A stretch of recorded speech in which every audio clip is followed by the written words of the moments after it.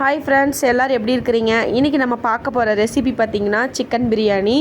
Chicken biryani பார்த்திங்கன்னா நம்ம வீட்டில் இருக்கிற பொன்னி அரிசி வச்சு தான் நம்ம செஞ்சுருக்கிறோம்.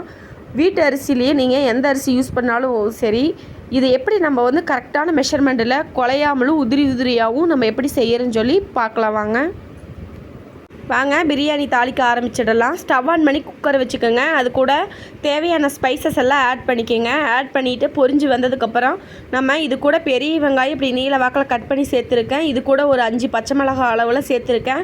இந்த வெங்காயம் நல்லா ப்ரௌன் கலராக வதங்கி வரணும். வெங்காயம் நல்லா வதங்கி வந்துடுச்சு. இப்போ இது கூட நம்ம இஞ்சி பூண்டு பேஸ்ட்டு சேர்த்துக்கலாம். இஞ்சி பூண்டு பேஸ்ட்டு பார்த்திங்கன்னா ஒரு 1.5 டீஸ்பூன் அளவுக்கு சேர்த்துருக்கேன். பச்சை வாசனை போகிற அளவுக்கு நல்லா வதக்கிக்குங்க.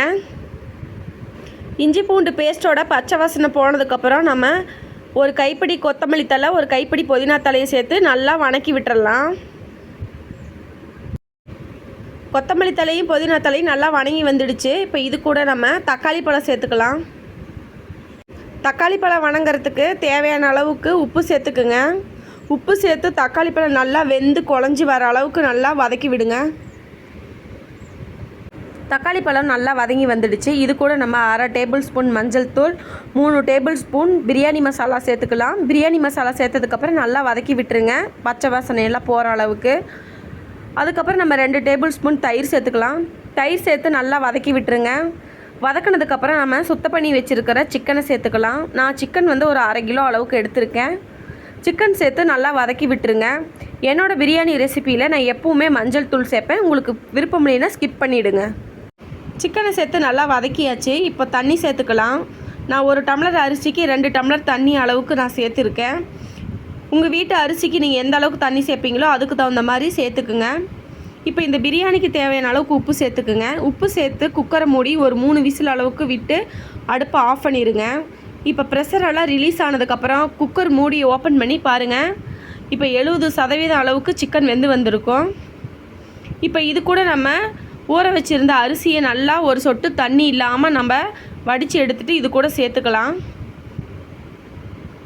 சேர்த்துட்டு ஒரு 1/2 லெமன் நீங்கள் இது கூட புழிஞ்சு விட்டுருங்க.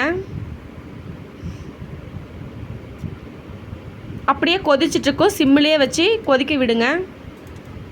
அரிசியும் தண்ணி சரி சம அளவில் வரணும், அந்த அளவுக்கு நீங்கள் கொதிக்க விடுங்க.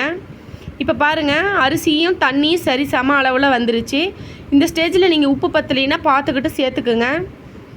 இப்போ குக்கரை மூடிட்டு ஒரு 2 விசில் அளவுக்கு விட்டு அடுப்பை ஆஃப் பண்ணிடலாம். பாருங்கள் நம்ம பிரியாணி எந்த அளவுக்கு வெந்து சாஃப்டாக வந்திருக்குன்னு.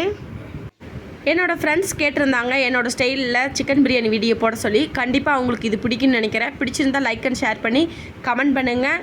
நம்மளோட சேனலை மறக்காமல் சப்ஸ்கிரைப் பண்ணிக்கோங்க. பெல் ஐக்கானை கிளிக் பண்ணி ஆல்னு கொடுத்துக்குங்க. அப்போ தான் நம்ம போடுற வீடியோஸ் உங்களுக்கு நோட்டிஃபிகேஷனாக வந்து சேரும். நெக்ஸ்ட் வீடியோவில் பார்க்கலாம் ஃப்ரெண்ட்ஸ். தேங்க்யூ.